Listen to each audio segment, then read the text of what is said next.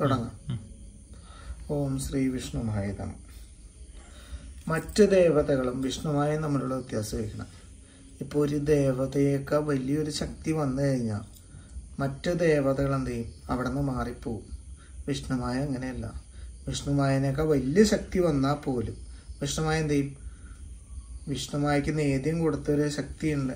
നമ്മൾ നേദ്യം കൊടുത്ത് നമ്മൾ അവിടെ നേദ്യാദി കർമ്മങ്ങൾ കൊടുത്ത് സ്വാമിനെ തൃപ്തിപ്പെടുത്തി നിർത്തി കഴിഞ്ഞിട്ടുണ്ടെങ്കിൽ സ്വാമി എന്ത് ചെയ്യും? നമ്മുടെ കൂടെ നിൽക്കുള്ളൂ.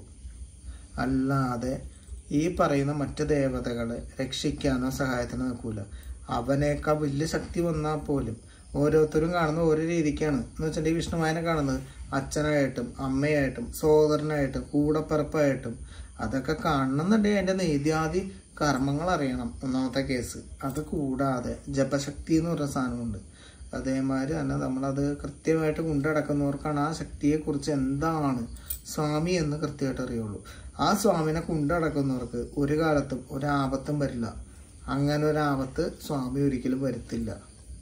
കൃത്യമായിട്ട് കൊണ്ടുനടന്ന് കൃത്യമായിട്ട് കർമ്മങ്ങൾ ചെയ്യുന്ന ഒരാളാണെന്നുണ്ടെങ്കിൽ അവിടെ സ്വാമിയുണ്ട്.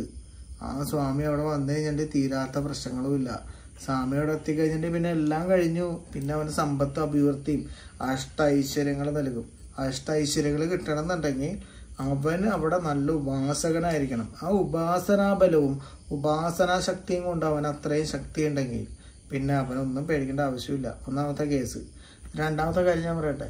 എല്ലാവരും പറയേണ്ടത് മറ്റ് ദേവതകളുടെ കേസും കാര്യങ്ങളും. പക്ഷേ ഏറ്റവും കൂടുതൽ ഏത് ശക്തി വന്നാൽ പോലും അതിനേക്കാൾ വലിയ ശക്തിയാണ് വിഷ്ണുമായ. ഈ കലിയുഗത്തിൽ കലിയുഗമാണ്. കലിയാണ് ഇവിടെ കിടന്ന് ഏറ്റവും കൂടുതൽ തുള്ളി അത്രയും ബഹളം ഉണ്ടാക്കുന്നത്. ആ കലിയുഗത്തിൽ മറ്റുള്ള ദേവതകളുടെ ശക്തി നശിക്കുമ്പോൾ പോലും വിഷ്ണുമായ, അയ്യപ്പൻ, അങ്ങനെയുള്ള അങ്ങനെ ശിവൻ, അങ്ങനെ കുറേ ദേവതകളുടെ ശക്തി ഒരിക്കലും നശിക്കില്ല. വിഷ്ണുമായ എന്ന് പറഞ്ഞിട്ടുണ്ടെങ്കിൽ അത്രയും പവറാണ്. ആ മൂർത്തിനെ അഭയം പ്രാപിക്കുന്നവനെ ഒരു സമയത്തും എന്ന് വെച്ചിട്ടുണ്ടെങ്കിൽ നമ്മളെ കൂടെ കൊണ്ടുനടക്കുന്ന ഏതൊരു വ്യക്തിയാണെങ്കിലും വിഷ്ണുമായനെ കൊണ്ടുനടക്കുന്നവനെ ഒരിക്കലും വിഷ്ണുമായ കൈവിടില്ല. കൂടെ നിന്നുകൊണ്ട് ഉള്ളം കയ്യിൽ വെച്ചുകൊണ്ട് ഇങ്ങനെ പൊന്നു പോലെ കൊണ്ടുനടക്കുന്നതാണ് വിഷ്ണുമായ. ആ വിഷ്ണുമായ കൂടെ ഉണ്ടെങ്കിൽ പിന്നെ നിങ്ങൾ ആർക്കാണ് ഭയക്കണേ?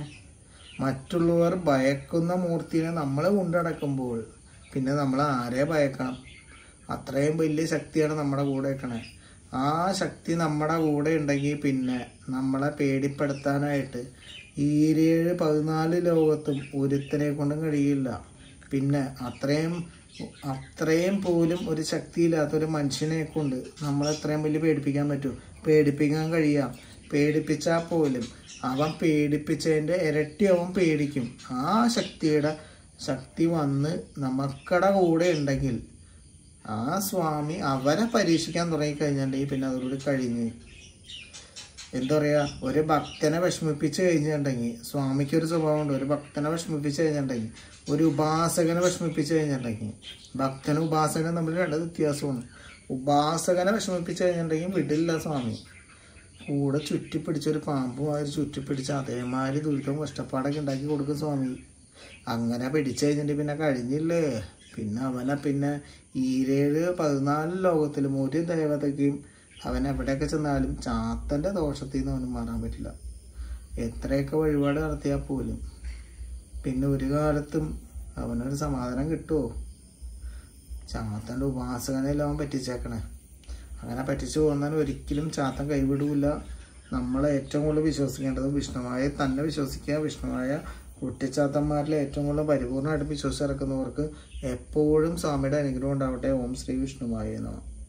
കരിങ്കുട്ടിയുടെ അനുഗ്രഹം ഉണ്ടാവട്ടെ. മറ്റുള്ള കുട്ടിച്ചാത്തന്മാരുടെ അനുഗ്രഹം ഉണ്ടാവട്ടെ.